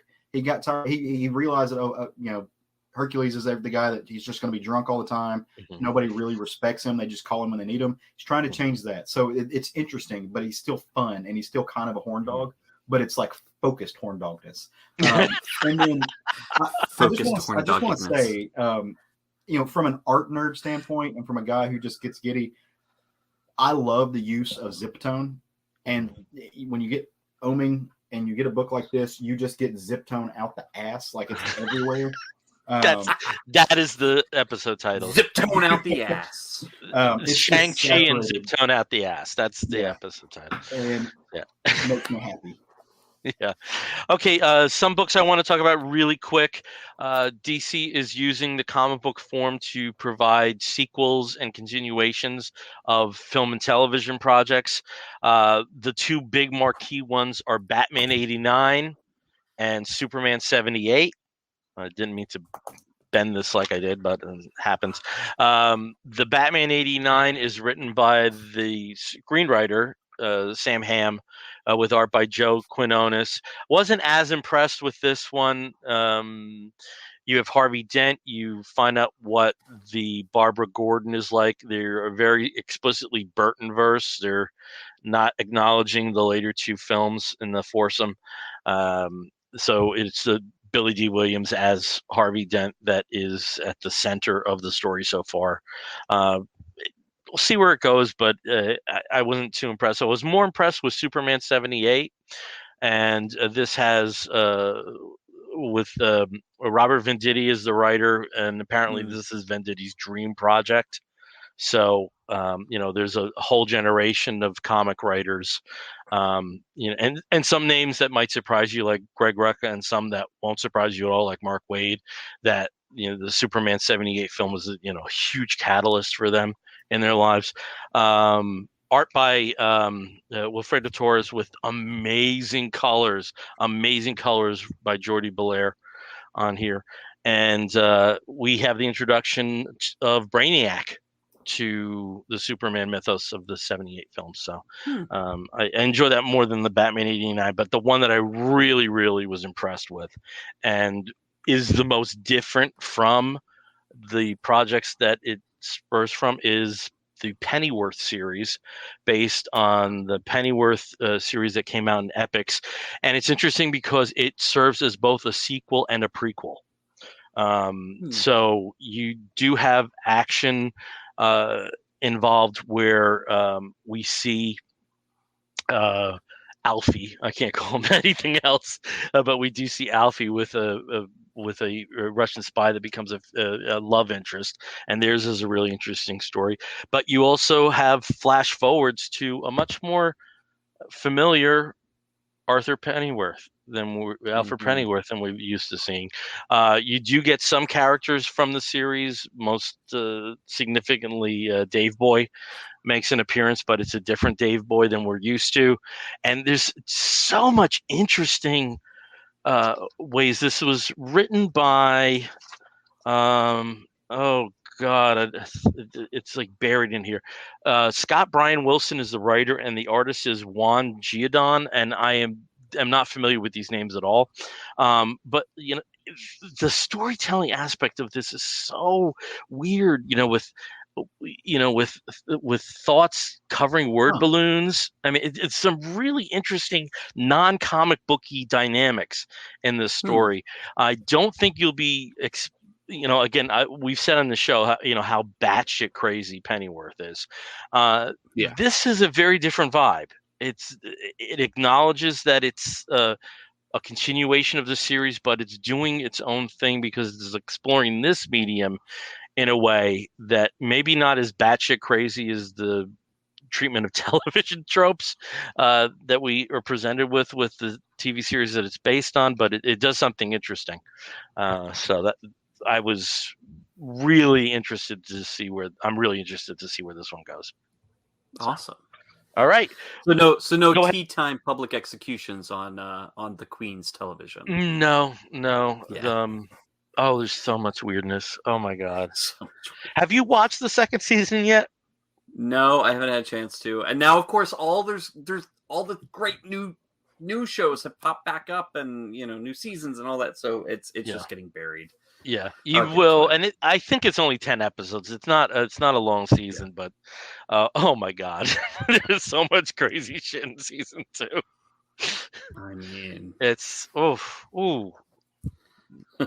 weird, but fun. So, all right, we're going to wrap this episode up. And when we wrap an episode of the Comic Book Bears podcast up, we do so with a segment we call the Woofs of the Week segment. In the bear community, if you find a fellow attractive, you woof at him.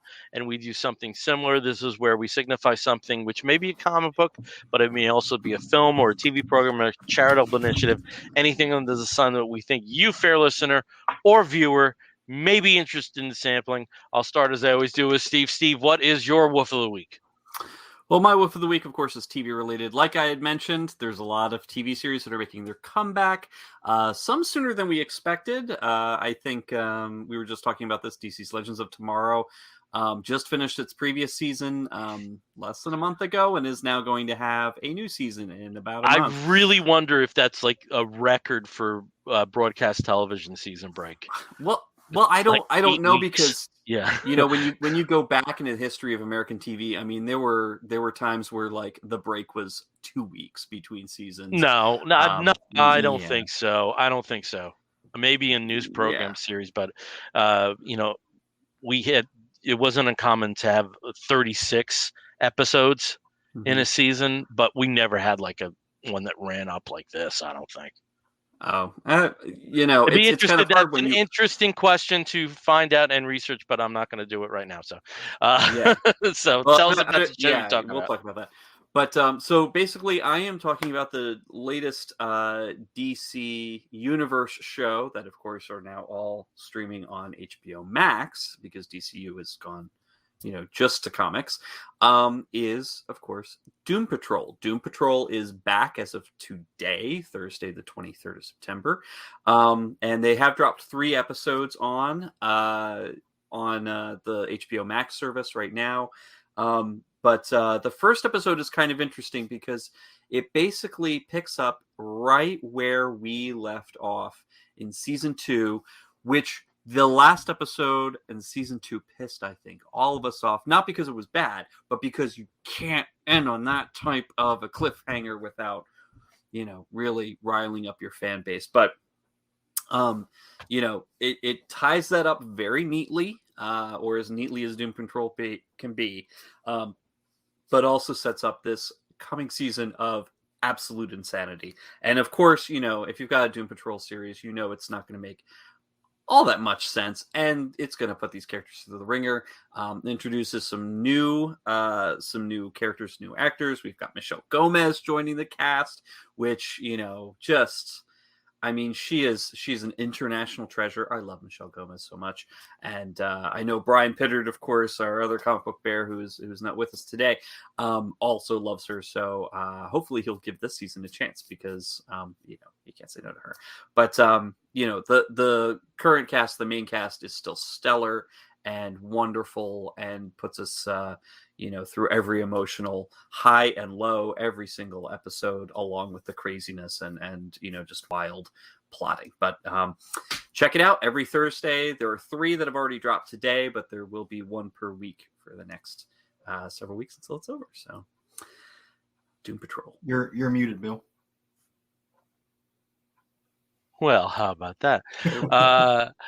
I got through about 70% of the first episode, so I haven't gotten to certain characters making their introduction.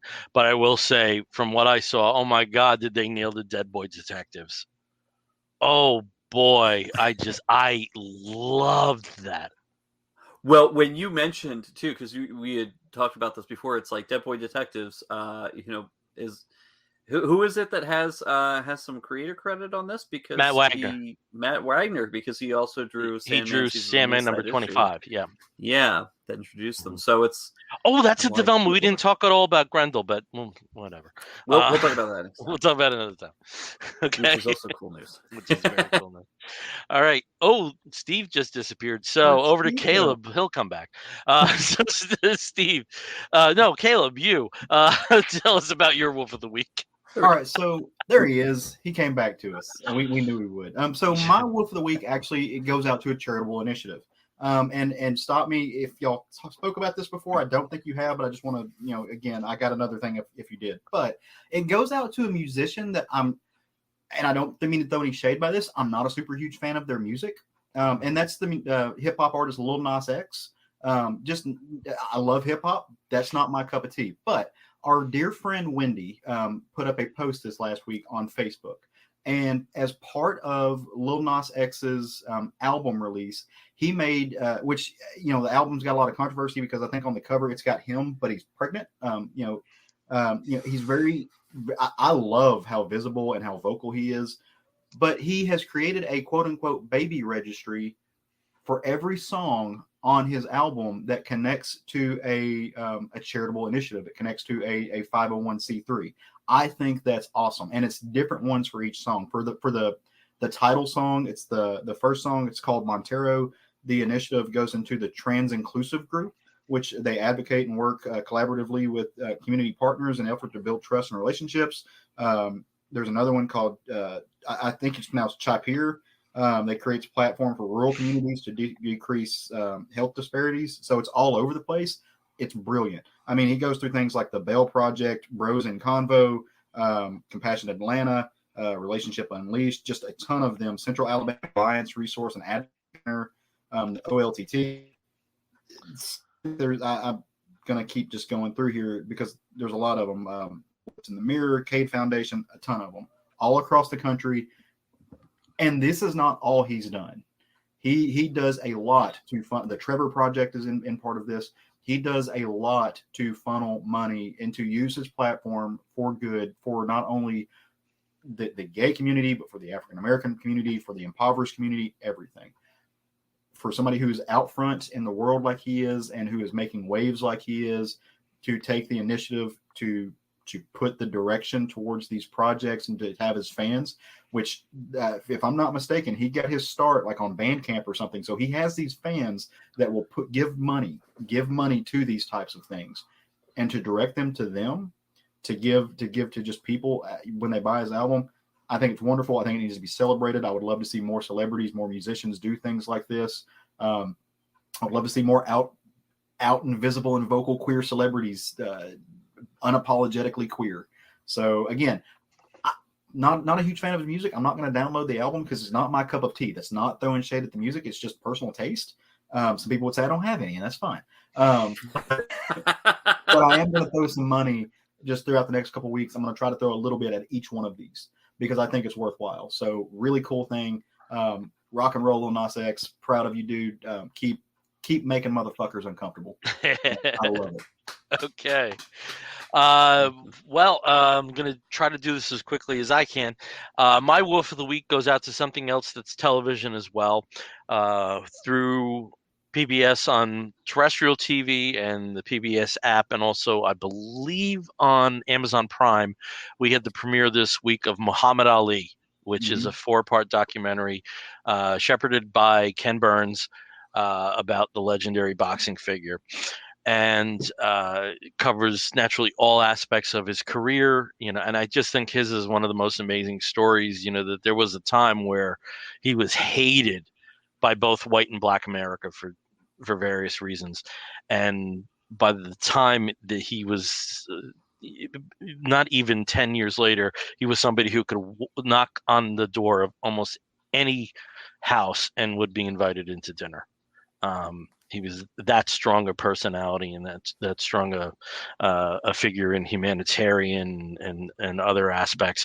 Covers all aspects of his life. The boxing career goes into tremendous detail about some of the big fights like Super Fight 1 with Joe Frazier and the Thriller Manila.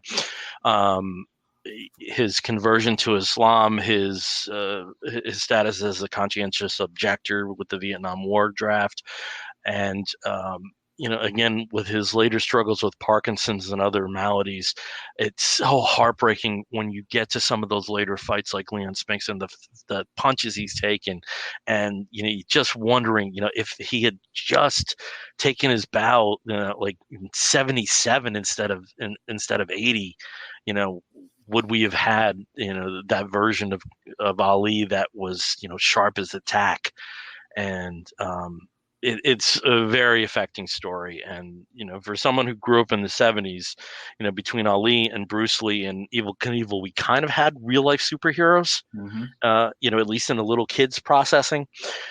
And I thought it was a very well done documentary. I haven't seen it all. I've seen like big chunks, but at some point soon I'll put it all together, and that's just because it was hitting every day this week and I didn't have the bandwidth to watch it all. But I can say without a doubt from what I've watched, it is most certainly my wolf of the week. So cool. All right, so we had a little longer than usual, but that's okay. So we're going to wrap this one up. Again, we are the Comic Book Bears podcast. You can find us on the Twitter and the Tumblr and the Instagram as Comic Book Bears. You can find us on the Facebook as Comic Book Bears Podcast. You can download us through iTunes, listen to us through Stitcher Radio and many of the other podcasting platforms. And if you want to write to us, please do so by sending an email to comicbookbears@gmail.com. We thank everyone who tuned in to the Facebook live streaming and some of the other platforms that you can catch this live stream on. And if you're on our YouTube channel, please subscribe and leave a very good review. Caleb, I know you had a bit of a rough week at law school this week, so thank you for joining us to kind of take the bad taste out of your mouth. We're always happy to do that. And until next time, I'm Bill Zanowitz. I'm Steve Morey. And I'm Caleb Alexander McKenzie, wishing Steve Morey a happy birthday.